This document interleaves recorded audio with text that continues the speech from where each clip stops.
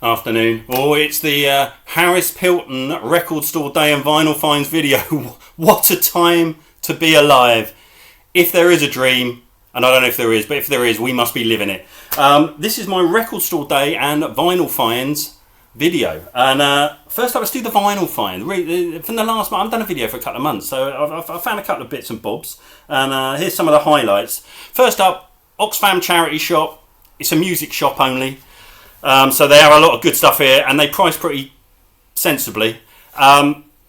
Jesus and Mary Chain Darklands, the record that came after Psycho Candy. Psycho Candy was a big deal in the UK. There was an ongoing soap opera in the music press, weekly music press in the UK, NME and Melody Maker, because the Jesus and Mary Chain would rock up completely drunk out of their heads, do an 11-minute set and then leave, and then some sort of riot would happen, and Alan McGee of Creation Records was feeding the music press all these stories about them, and a wonderful record, Psycho Candy. I mean, I don't ever want to listen to it again, to be honest, but just an amazing mix of the Beach Boys, the Ramones, the Shangri-Las and the Velvet Underground. Almost perfect, really, for the time, as I was. I think I was 15 or 16 when it came out, and I loved it. And one of the great opening singles, which are not on the album, but Upside Down is possibly the greatest debut single of any band ever. But this was great, and thankfully they didn't try and reproduce Psycho Candy. They tried to a more classic rock sound, I suppose. But I was trying to think this morning, what were the influences here, and I think I hear a bit of Lee Hazelwood. That sort of Lee Hazelwood sound, and plus stuff he was doing with Nancy Sinatra, and there is actually a track called Deep One Perfect Morning, and also a bit of Springsteen with the sort of Born to Run album, which would kind of make sense because he was, Springsteen was a big Spectre fan, and they were huge Spectre fans as well, and it's a great album. I had it on cassette. I've bought it again. It's not quite as good as I remember, but maybe I need to listen to it again. I remember almost preferring it to Psycho Candy at the time, but yeah. Great price. In England, this is kind of a £40 to £50 record, I think, in good nick. In America, I think it's about $70 to $80. They've got it on for $29.99, which for me is a great price. It means I get a chance of buying it. The flippers aren't going to buy it because there's not enough in it for them. Oxfam Music tend to come in about 20% under Discogs median from most records, which is, for me, that's decent. I'd love them to put everything on for a £5, but if they did, I wouldn't get to see any of them because the dealers would just pick them up. Great stuff. Next up, I bought this from the, if anyone in Southampton knows the Marlin Shopping Centre, what a white elephant that place is. And upstairs there's a little sort of, one of those sort of, where lots of little stores congregate. And there's a little record shop up there. And they had Club Scar 67, one of the great Scar compilations of all time. Came out in 67, believe it or not, around the time when skinhead culture was really kicking in. So I dare say it was to clean up on skinhead culture in the UK. Starts off with Guns and Navarone by the Scatterlights, which I think everyone knows. Next, maybe the greatest Scar instrument of all time, Phoenix City, ding ding ding ding ding ding ding ding. By Ralphie Alfonso. I love Phoenix City. Then Shantytown by Desmond Dekker. Everyone knows Shantytown. Guns Fever by Baba Brooks. Copacetic by The Ruler. This is all thriller, no filler. Vinyl Richie, I believe, found a second-hand copy of this last year, and he put it in his top 10 second-hand finds. I agree. It's a wonderful. If you can find one in good condition, you've done well, because normally these are absolutely shot to shit. They're shredded, bruv. And this was in great condition. I've slightly overpaid, if I'm honest, but hey, it's a great record. It's a great record. Oxfam Music, Chemical Brothers 12-inch. I couldn't even remember how this goes. Life is Sweet came out in '95. I've got no memory of the single Life is Sweet. Bought it for £4.99 on the 12. The reason I bought it had the Daft Punk remix on the back, which ain't bad actually, the Daft Punk remix. And Daft Punk weren't really known in '95, so they did well there to do that. Because I think the first Daft Punk single, which went top 10 in the UK, which was their debut single, came out in '97. So they did pretty well there. But Life is Sweet. The actual Life is Sweet. It sounds a little bit like a not very good version of The Prodigy, in my opinion, Firestarter. But the remix is decent, and so really essentially I bought it for the remix, and good times, love it. I bought this from Overdraft Bar down the road, a couple of minutes down the road. They had a mini record store day yesterday, but I just bought a 12-inch single, which wasn't part of record store day. I bought this was as cheap as chips. Ofra Hazers Imninalu, the Played in Full remix. Around the time of 88, 87, Britain had a lot of singles which were using sort of electro, a lot influenced by the Bomb Squad of Public Enemy, who were really big over here. Public Enemy, probably bigger than America at the time. And this is a great version. So it's similar to the sort of stuff that was coming out at the time. Pump Up the Volume, Beat This by Bomb the Bass. And this is wonderful. It sounds absolutely fantastic. A little bit dated, but Ofra Haza's voice is insane. I mean, she's passed away sadly now, but I need to investigate Ofra Haza more. I don't know if I need to investigate her catalogue, because I don't know if there's some great Ofra Haza stuff going around, but her voice is insanely good. Record Store Day. So, I only try and buy stuff on Record Store Day that I really, really won't, and I know I'm going to listen to maybe more than 20 or 30 times, which kind of limits it to not a lot. And I knew the queues. There's only really one shop in the middle of Southampton that does Record Store Day, which is Vinilo, and their queues are insane. And I believe there was about 300 in the queue in the morning, I was told. I went over about 1 o'clock and there was still about 70 in the queue. So I disappeared home, walked in again at about 3 o'clock. I had my eye on one record. If anyone had... I've always said that I've only really got one grail left. And it was on Record Store Day. And I was really thrilled that they put it on Record Store Day.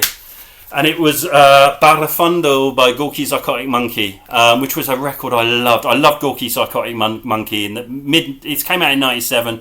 They were part of the sort of the Welsh...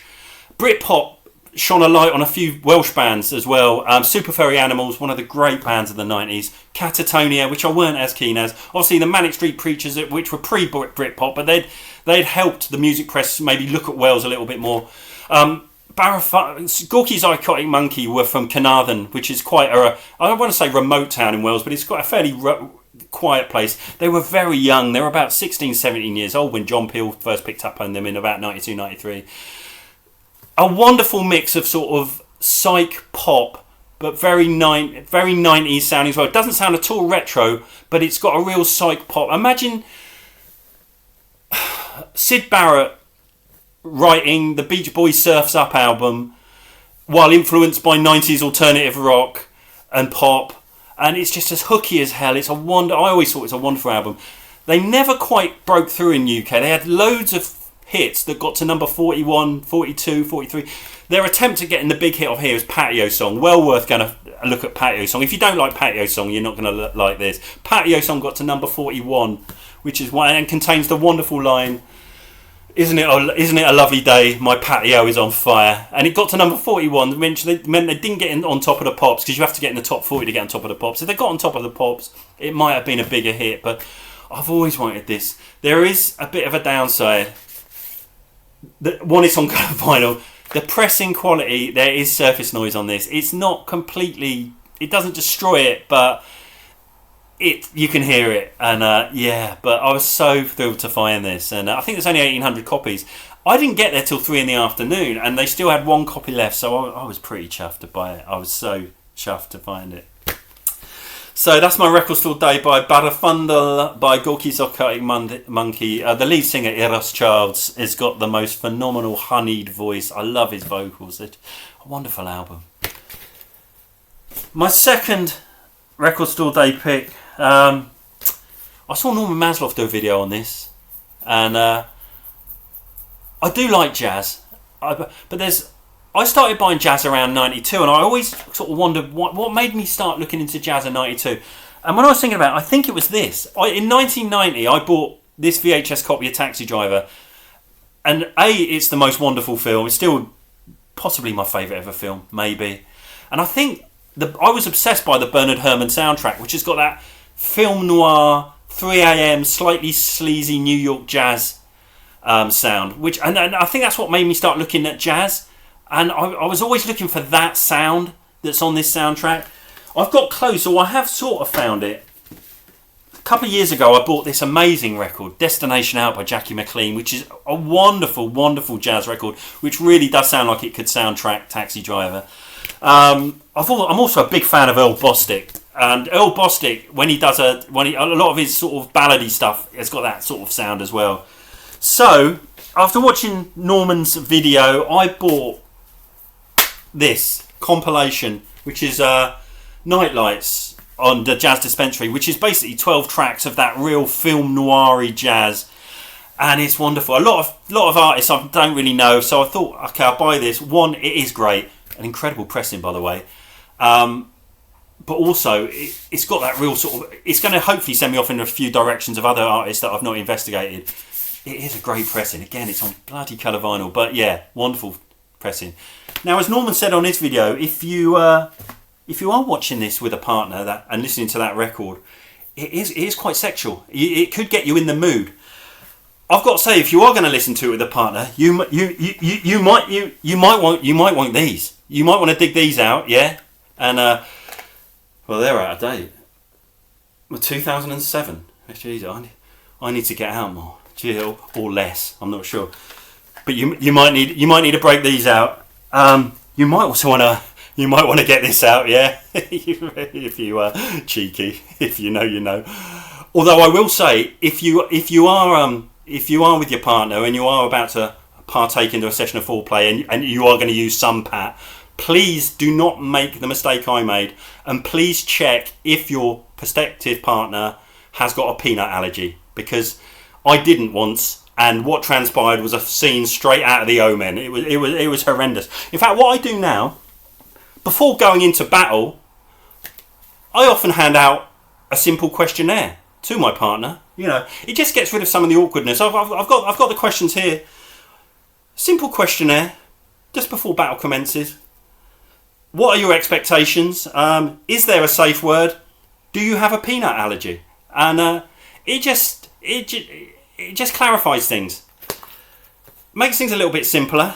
And I'm here to help. The Love Doctor is in. I want to make this channel a 360-degree experience. We're all adults here. There's no formality in this room. Call me Harris. We can talk about these topics, in my opinion. But yeah, it is a fantastic record, I've got to say. And I played it last night, and it is wonderful. Actually, it's really wonderful. So there's me record store day and vinyl finds. Hope everyone's all right. Stay safe. Be nice to each other, and see you all again soon.